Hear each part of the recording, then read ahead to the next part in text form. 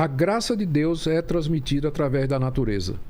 Enquanto que muito tempo depois os protestantes fizeram a diferença entre graça comum e graça especial, mas na Idade Média entendia-se que a graça de Deus se transmite através da natureza, ou seja, coisas podem transmitir a graça de Deus.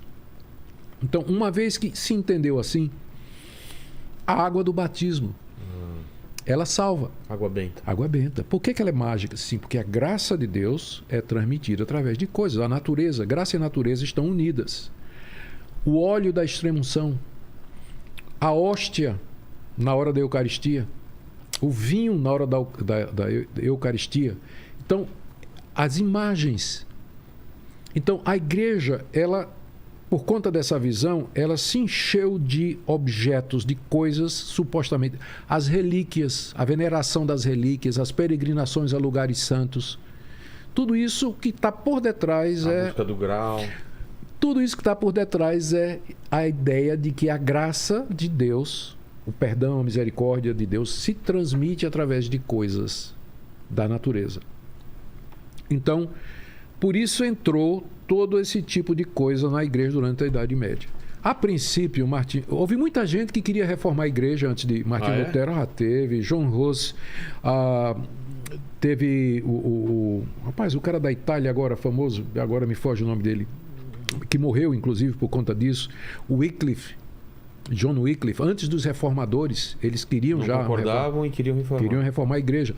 Houve concílios da própria Igreja Católica que se reuniram para analisar o estado de coisas, porque eles perceberam que o clero era ignorante, a missa era em latim, o povo não entendia. Meu pai viveu essa época. Ninguém tinha acesso à Bíblia. O padre ficava de costa né? e rezava em latim. Né? Pois é, exatamente porque o pessoal não entendia nada, tinha a chamada dramatização dos mistérios, atores que dramatizavam os mistérios e todo esse tipo de coisa. Então, e surgiram a ideia da veneração dos santos, por exemplo, e das imagens, não é? Que depois eles tiveram que fazer uma distinção entre dulia e latria. Dulia é serviço que a gente presta às imagens, latria é adoração que a gente só dá a Deus. Mas na prática, não tem essa diferença, acaba sendo a mesma coisa. Então, Lutero, ele era católico. O que despertou Lutero não foi essa coisa. Ele não viu tudo isso ao mesmo tempo. O que ele primeiro percebeu foi que aquilo que a igreja estava ensinando sobre a maneira pela qual o homem é justo diante de Deus não batia com aquilo que ele estava vendo na Bíblia. Tá? Porque a grande massa não tinha nem acesso à Bíblia. Nem acesso à Bíblia. Mas ele tinha. Por quê? Porque era padre. Ele tinha acesso a isso aí, não é? Ele tinha acesso. Os padres liam a Bíblia. A Vulgata Latina, na verdade. Que é a Bíblia de Jerônimo do século IV. E ele, lendo Romanos, ele viu que está escrito lá que o homem é justificado pela fé em Cristo sem as obras da lei. E ele entendeu que aquilo era um ato de Deus. Deus justifica o pecador, isso é um ato de Deus. Enquanto que no pensamento católico da época, a justificação era um processo. Quando você era batizado, você recebia graça, e essa graça ajudava você a praticar boas obras. E dessa forma você ia se justificando. Então a justificação na Igreja Católica era um processo, ainda é, que ela não mudou absolutamente nada. Então, a justificação é um processo no qual você é ajudado através dos sacramentos da igreja, a própria igreja e por aí vai, não é? Enquanto que no pensamento luterano, ele viu, disse, não, é um ato de Deus. Batismo, crisma... Isso tudo é catolicismo. Então, Lutero disse, não, o homem é justificado pela fé, é um ato. Deus o declara justo. E a partir daí ele é justo até o fim da sua vida. O que ele tem que fazer agora é viver de acordo com isso. Entendi. Que aí é um processo. Então, quando ele descobriu isso aí, ele quis um primeiro debate com os doutores da igreja a respeito disso, e aí veio a história toda, né? A coisa ganhou força, ganhou movimento, ele teve adesão de alguns príncipes alemães, até pelo motivo não muito certo, que estavam indispostos com o rei, políticos e tudo. Mas o fim é que o movimento começou a ganhar força e foi se espalhando por outros países da Europa. Em linhas básicas, o que os reformadores queriam era um retorno. Eles diziam, nós não estamos ensinando nada novo, porque essa era a acusação. que eles estavam trazendo uma doutrina nova. Isso não é nada novo. Isso é que os pais ensinaram, isso é o que Agostinho ensinou, isso é o que Anselmo ensinou, isso é o que outros pais da igreja ensinaram, é o que está na Bíblia, é isso que nós queremos. Perdeu.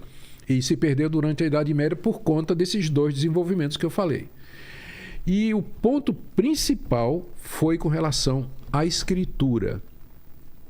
Porque a Igreja Católica tinha como fonte de autoridade a Bíblia, a tradição e o magistério católico, que era o conjunto de doutores encabeçado pelo Papa.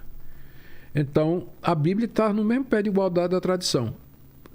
Onde é que você encontra a doutrina do purgatório, da virgindade perpétua de Maria? Não é na Bíblia, mas na tradição. Alguém colocou isso e foi passando de geração para geração. De geração para geração. Tá. E aí Lutero disse não. Só a Bíblia. Para nós, só o que está na Bíblia é verdadeiro cristianismo. E aí foi o grande ponto de cisão, né? A questão da sola escritura, somente escritura. Mas a Bíblia católica é diferente da protestante. 7 livros a mais que foram adicionados na Contra-Reforma. Quando teve a Reforma, era a mesma. Era a mesma. Depois, na Contra-Reforma, no Concílio de Trento... Quanto tempo depois? Muito tempo, 1500 e pouco. Não muito tempo. Tá. Não muito tempo depois. Eu esqueço a data exata agora. 1500 e pouco. Na Contra-Reforma, lá na cidade de Trento, na Itália, a Igreja Católica estabeleceu que a Bíblia era a Vulgata Latina, de Jerônimo, e aumentou 7 livros, acrescentou 7 livros ao cânon do Antigo Testamento. E manteve o Novo Testamento idêntico. Não teve diferença. Ela fez isso? Não viu. Essa mudança eu acredito que foi para diferenciar dos protestantes, para mostrar que eram movimentos distintos agora. E porque alguns dos apócrifos dariam base para algumas dessas doutrinas, como doutrina do purgatório, obras e coisas dessa natureza. Alguns desses apócrifos fortalecem isso aí. Então, a princípio, começou com a doutrina da justificação pela fé, se desenvolveu com a questão de somente a escritura, e a partir daí as diferenças foram se tornando tal que finalmente o Papa resolveu excomungar Lutero 2 vezes. E 2 vezes ele queimou na fogueira a bula da excomunhão, né? É mesmo? Foi. Nossa. E o que veio a partir daí de Lutero? Os reformados, aqueles que seguiram Lutero, eles não seguiram Lutero em tudo. No segundo momento da reforma, vem a segunda geração de reformadores, você tem, por exemplo, Calvino. Calvino era suíço, de fala francesa.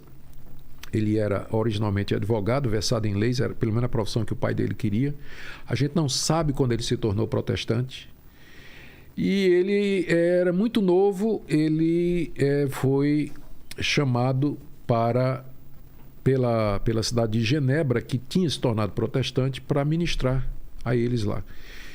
Calvino concordava com Lutero basicamente em tudo, somente a escritura, justificação pela fé, mas ele discordou. Eles nunca se viram, né? Na verdade, nunca se encontraram.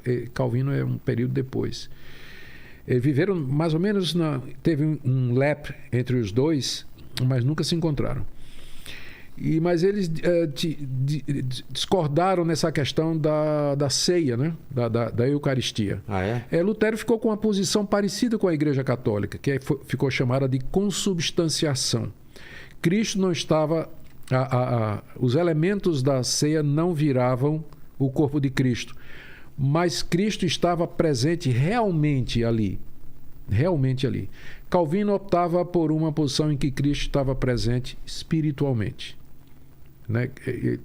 E se você celebra com fé, você se alimenta espiritualmente de Cristo, mas em nenhum sentido Cristo está fisicamente presente ali, como Lutero e o catolicismo, em graus diferentes, afirmavam. Né? Então essa foi a primeira